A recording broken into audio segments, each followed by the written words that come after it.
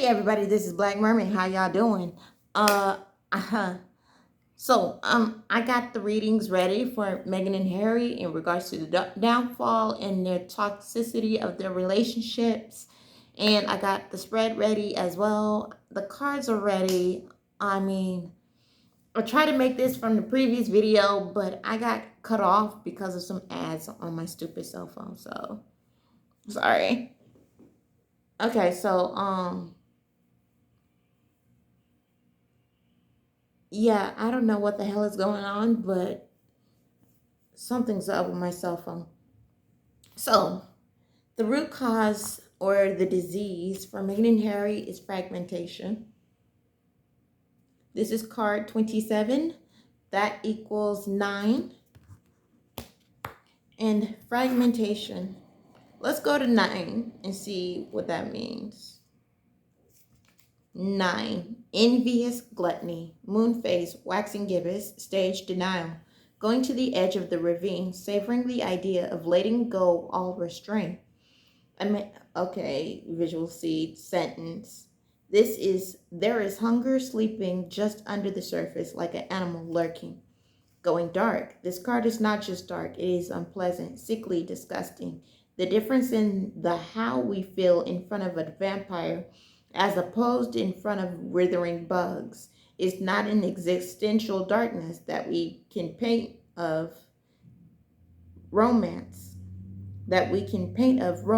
drama, and subtle anguish. It is raw, primal, reeking of rotting stench.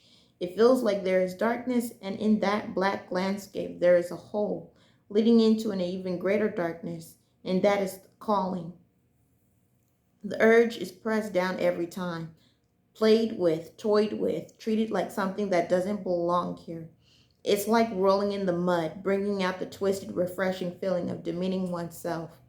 The key is that we don't want to recognize the depth of the envy and the anger. We cast it out of ourselves, and now it's truly a parasitic monster, impossible to accept as something that came out of ourselves. What if we bring light to the pitch dark well? What if the scary monster is just a scrawny, starved feeling? What if it's just a little thing? Dark as tar, indeed, but to be sorry of, not to be feared of.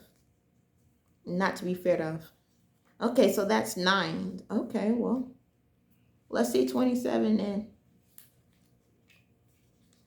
fragmentation, moonface, waxy crescent, stage anger. When rage is projected inward, destruction joins confusion and we break.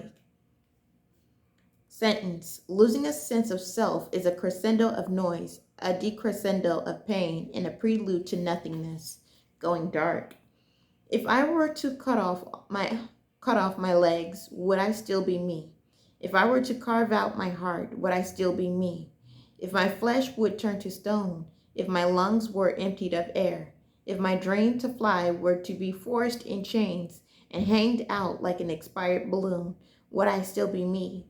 I fought and lost, broken beyond recognition, not by the shallow sight of bystanders who can pity but who can't understand. I cannot even recognize myself through the sobs, through the tears, and when silence finally comes, through the empty motions and the conventional smiles. Who did this to me? I did. Maybe. Maybe not. What is broken can be mended, not so that it returns whole, but at least until it tells his name anew. My name, and who will do that to me? I will. Damn. So, okay, well, that's that. Let's move on to the next card before something else happens. That's card number 9 as well. And then I'm going to break it down for you guys in portions. So there might be another video where I get to break this stuff down. So the next card is Forgetting Oneself, card 17. That equals 8, okay?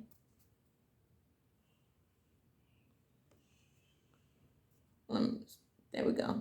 Forgetting oneself. That is the side effects. Card 17.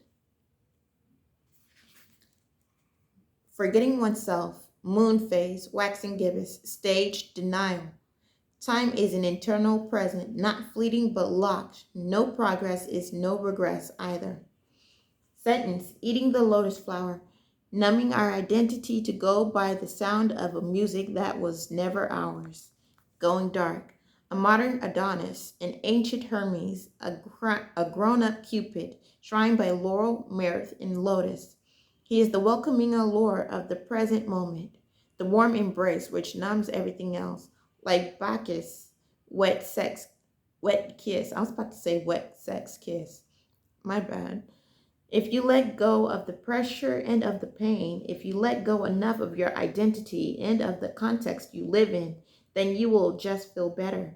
It is what happens when you fall asleep, when you take refuge in the arms of a loved one, or when you watch a movie slumped ungraciously on a comfy couch. Sometimes, however, it asks for more. It takes more out of you, more of yourself to be forgotten, to feel just a little better.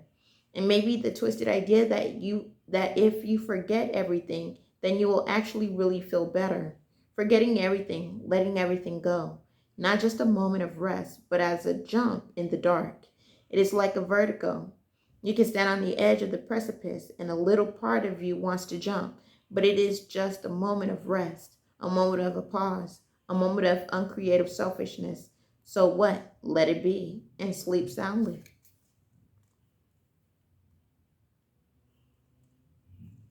Card number 9. The child I was meant to be. Moonface, full, stage acceptance.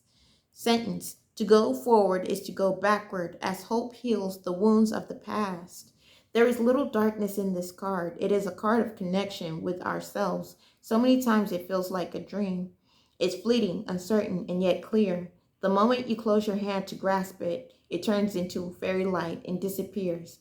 But it remains as a lingering smell, an ephemeral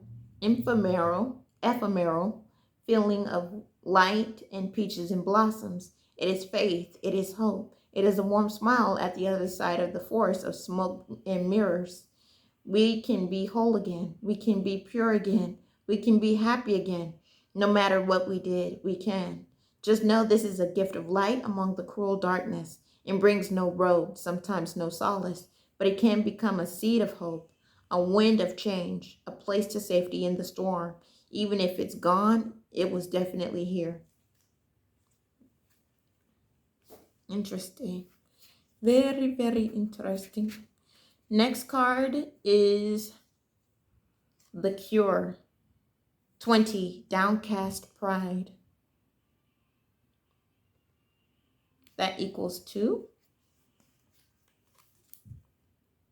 Number 2 is the temple of my body. Moonface, first quarter stage depression. I feel I am not worth enough.